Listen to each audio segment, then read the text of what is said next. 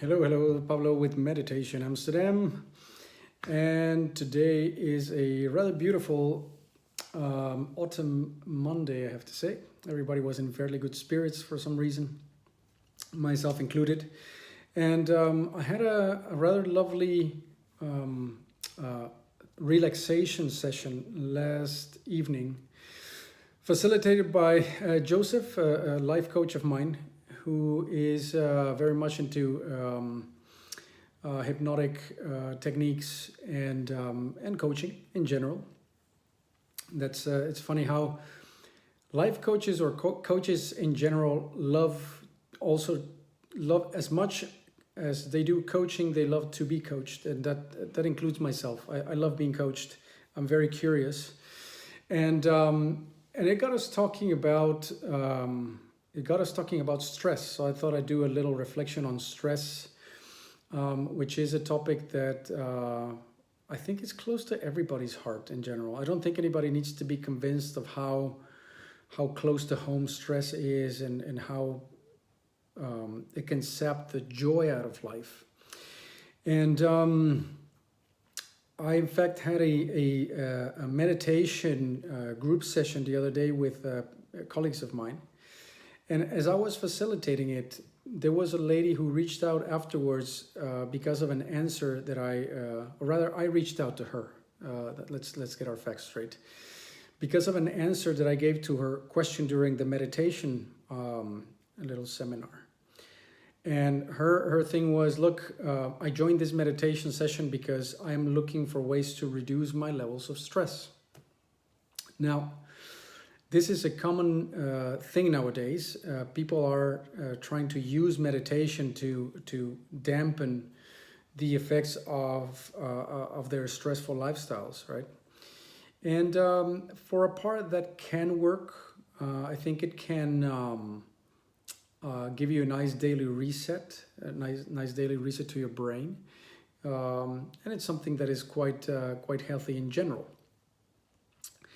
But I was a little bit discouraging during the session because I wanted people in that session to generally understand that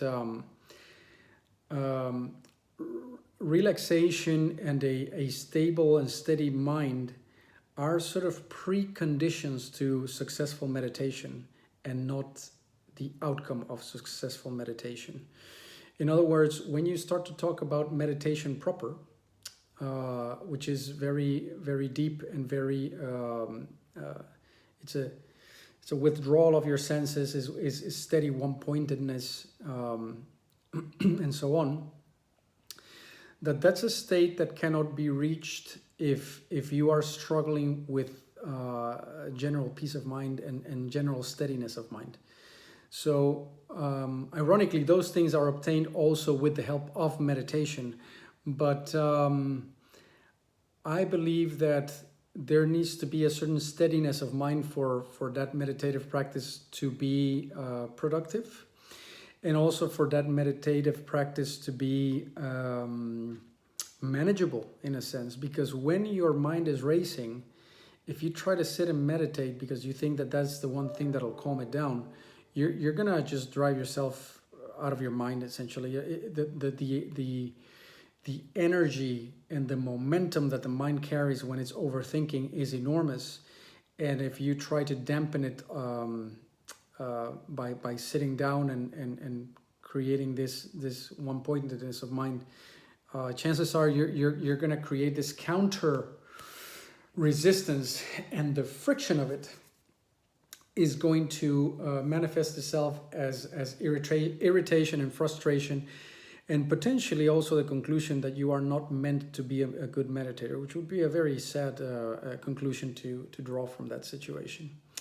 So we had a follow-up with this lady, and I reached out to her saying that I was sorry to be so discouraging when she expressed that she was very stressed and that she was hoping that meditation could help her. Because in my mind, once stress reaches a certain level, meditation is something you actually want to stay away from. And then of course, unless you're willing to look into meds, right, like stress medication or therapy or just a complete change of lifestyle or a burnout, what is the option really? What are you left with when a purely mental approach is not available to you because your brain is on hyper mode and you don't know how to stop it? And so that's the question that I asked myself at that moment, and the answer is, of course, to do it through the body first, right? So if you look, I've said this several times before. If you look at the general 8-limb path of yoga, so the Ashtanga, for 8 in Anga means limbs. So the 8-limb path of yoga begins with very gross and easy to manipulate elements such as the body, which is why you do asana, so yogic postures. It progresses onto something that requires more sensitivity and more presence, which is breath. From breath, it goes into contemplation. That requires even more presence of mind, more refined consciousness, and a more subtle perceptive mind. And from there you go into withdrawal of the senses. And when you have become fairly well versed in those, meditation starts to take place. You don't do meditation, but you create these conditions that stack up on top of one another. Right posture, right breath, steadiness of mind, withdrawal of the senses allows for meditation to happen. And then when meditation is deep and extensive enough, then samadhi takes place. And samadhi means the union of perceiver and the perceived into a single, into a unity, where you thought there was division. And so the answer was go through the body, right? Use the body to create conditions that reduce stress so that you can meditate and then cultivate that state of mind that eventually leads to a more fulfilling life. So, well, there's something to be said about how yogic or traditional mind-body practices have been watered down in the West. So to us, we do yoga so that we can be a bit more relaxed and feel healthy. In the yogic sciences, a relaxed and steady state of mind and a vibrant and steady body are preconditions to engage into yoga proper, into the science of yoga, in which you start to really work with the system, so to speak. So those are preconditions to go into the real meaty part of yoga. In the West, we have turned those into goals in their own right, because the point from which we're starting is such a state of disarray and overthinking and stress that just getting to relaxation and a vibrant and healthy body are quite a thing. And so having looked at all that and having come up with a number of bodily techniques that could bring that peace of mind if cultivated, so that you could practice meditation, was one of the fairly obvious, if you will, conclusions that I drew, but which sometimes escapes us, because also in the West we try to go for the direct approach into things. We think in terms of problem solution, and so we have this confrontational, how do I get rid of my stress question in our minds. So you feel the stress popping up, you feel that sort of ugly energy around you, and the thing that you want to do is you want to directly push it away, as opposed to learning how to create conditions in which the stress simply just it vanishes, right? It just disappears. Stress correctly managed just disappears, okay? Stress incorrectly managed adds to more stress, because you have to remember that stress, what is it in the first place? It's an alert signal within your body mind that you have misconstrued a situation. Your interpretation of it is incorrect, and it is creating friction. Okay, stress is the sign of friction between you and between your self-image and therefore the idea of how things should be, and reality. And the thing that increases stress is trying to impose and extend, or rather preserve, your self-image and preserve your preconceived notions of how reality should be versus how it actually is. And so you are fighting a losing battle, that's for sure. And stress is a signal that says, hey, you've misunderstood something here. But instead of sitting back and reevaluating, because it creates this sort of ugly thing, we just go like, oh, this situation out there is wrong, and therefore I'm stressed, and now I want to get rid of the stress, and therefore you're not accepting the stress either, right? That's another part of the current reality. You are also rejecting that, and that creates, guess what, even more friction. So you throw yourself into a stressful upward loop, or downward, whichever way you want to see it, in which thoughts and emotions keep feeding off of each other, and off you go into a stressful fit, which could last for quite some time, right? Remember, states become traits, right? So what is a little alert in your mind body that could last for typically 90 seconds, 2 minutes, 3 minutes perhaps, gets perpetuated by incorrect thinking and trying to enforce things and fight them off, or find the clever linear way to get rid of them. And so what could have been a 90-second emotion gets perpetuated into what you could call the mood of that day. And the mood of that day starts to become almost like this personality trait. So, there's people to whom one event becomes a personality trait across the years, right? Which is it's a bloody tragedy, if you ask me. Something that can be dealt with within 90 minutes becomes a mark of how you live your life later on. Granted, some events are more traumatic or stressful than others. There's no debating that. But sometimes it can be fairly small things, right? Sometimes fairly small things, just, we keep just feeding that. Now, if you look at then why is it that we use body to change state of mind? It is, in my view, a couple of reasons. One of them I mentioned, which is explained in the yoga path, is because body is easier to manipulate and understand. You don't need that much subtlety of mind or steadiness of mind in order to manipulate your body into doing certain things.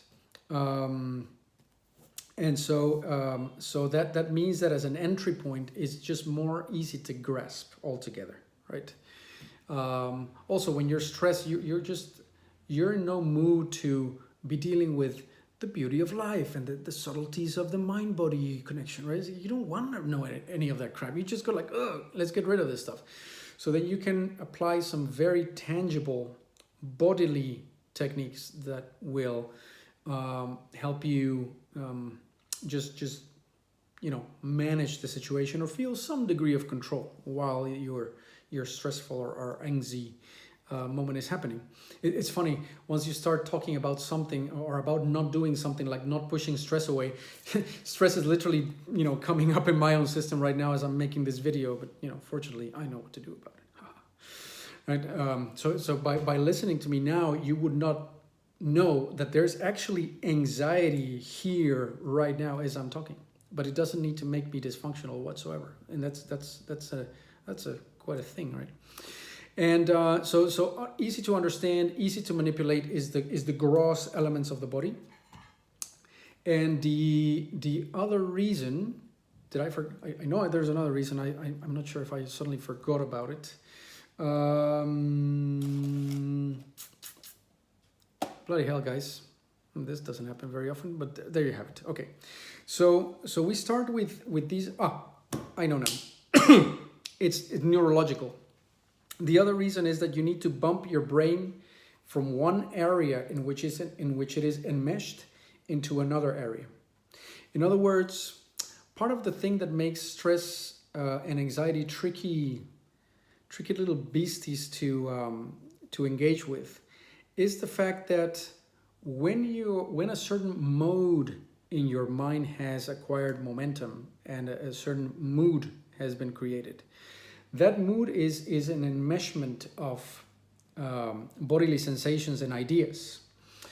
And when in that mode, so long as you don't have the perspective to observe that mode from the outside, when you are in it, what that part of the brain will make you believe is that within that mode lies the answer to making you feel better. In other words, the parts of the brain that are engaged, each part of the brain has a certain function. When engaged, if you have no presence, conscious awareness to see it from the outside, when you are in that mode of the brain and identified with it, you believe the reality that part of the brain is meant to do. In other words, if you are in the part of the brain that is dedicated to thinking and problem solving, you think that the world is a logical place that should be dissected and analyzed. Okay? If you are on the part of the brain that is triggering worrying thoughts, you think that the world is a scary place. If you are in the part of the brain that is meant to trigger anxiety and panic, you think the world is a very, very scary place. In other words, your reality has become scary because that's what that part of the brain is meant to do. And one of the reasons you practice meditation is to extricate yourself from the individual part of the brains and their little realities that they create. Yeah, so that you stop identifying yourself and having your entire reality colored by the reality of that little brain module. Okay, think of it as I remember visiting Disney World a few times when I was a kid, and you go to Epcot Center, right, like the world of the future and all this kind of stuff, and one of the things that they had was like this pavilion with all these restaurants from all the places around the world, right? And so one restaurant was an Italian place where people had big mustaches and were serving pasta around. And another restaurant was a German thing with bratwurst and beer. And then you had the Mexican guys and whatever. And so, but imagine a waiter, okay, who forgets that if you're a waiter, and you have all your disguises, you are working on the German place on Mondays and the Mexican place on Tuesdays. But what would you make of a waiter that when serving at the German place identifies so much that he thinks that German food is the best, and beer and those Mexicans over there, nonsense, it's all about the bratwurst, man. And then the next day he was saying the exact same thing about the pasta because he was working at the Italian place. You would think that this person was insane, right? Well, it's the same with the brain. Unless you keep your sense of self separate from the different functions that the brain is performing, you start to identify yourself with them. Most people identify themselves primarily with one, right? You have the philosophical thinkers, or the touchy-feely, or the ooey-gooey, the world is spiritual. And they are literally enmeshed with one of the modes of the brain and unfamiliar with all the others and unable to extricate themselves, and therefore their entire reality is colored by that, and they are almost kind of held hostage by that one function. Now, this is going back to the whole stress thing. This is what's happening when you're stressed. There is a triangle formed between the emotional part of the brain, the fight or flight part of the brain, and the overthinking part of the brain, and they're pinging off of one another, and you're like, you're bouncing between these, and the thinking part of the brain says, if you bounce around this thing long enough, and you analyze it hard enough, and you feel bad enough about this, or maybe that's the emotional one, that's how you get out of it. But of course, that's what it would say, isn't it? Because it's the only thing it knows how to say. Its only function is to overthink, right? So you need something outside of that system in order to go like, oh, hang on a second, this has gone badly wrong, very bad indeed. This is bad, right? And you go like, oh, this is just this, this has turned into a rather ugly loop, hasn't it? Let's step back and observe. Now you have meta awareness. You observe. And in order to notch yourself out of that, now, if you have enough mind power, because you've been meditating and doing practices, then you can just straight up go like, let me observe you, little sickly triangle.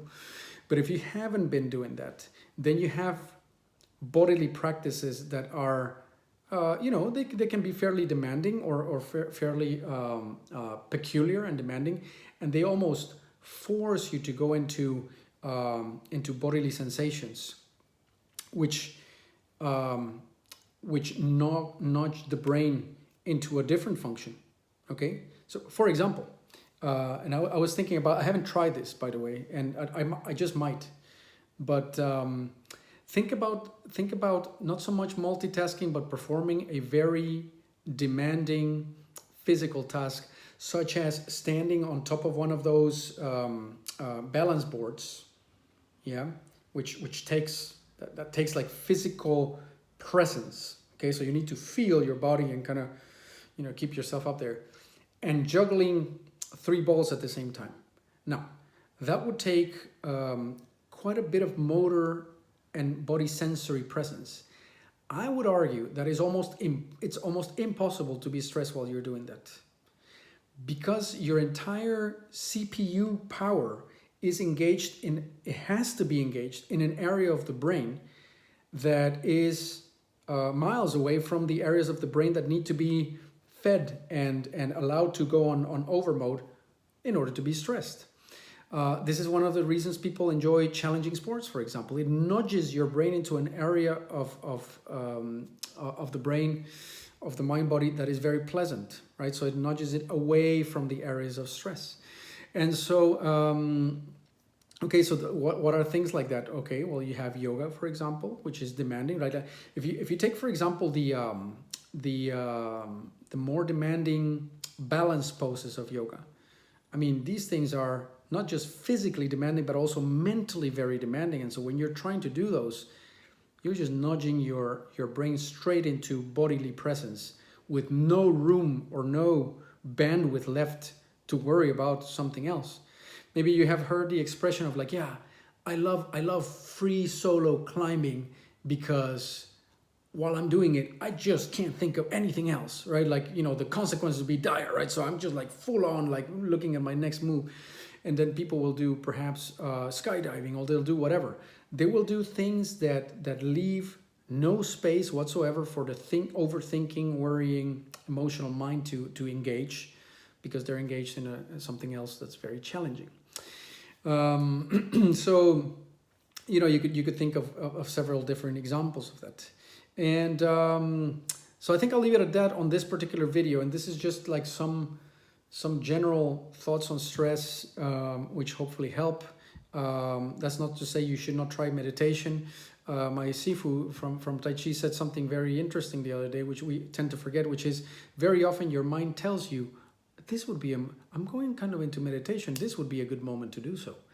And we sometimes go like, whatever, man, this is not the scheduled time that I have. But, when your mind says like, you know what, right now I'm very quiet, make the most of it. Go into your meditation, just sit, maybe even for 5 minutes, and you'll start to cultivate that quality by riding the waves of the mind and listening to when it's ready to do certain things. I might do some follow-ups on specific techniques, although we mostly deal with those during the workshops. But I hope that helps. And this was Meditation Amsterdam. I hope that everybody's having a lot of fun, and I'll be back soon with more content. Cheers. Bye.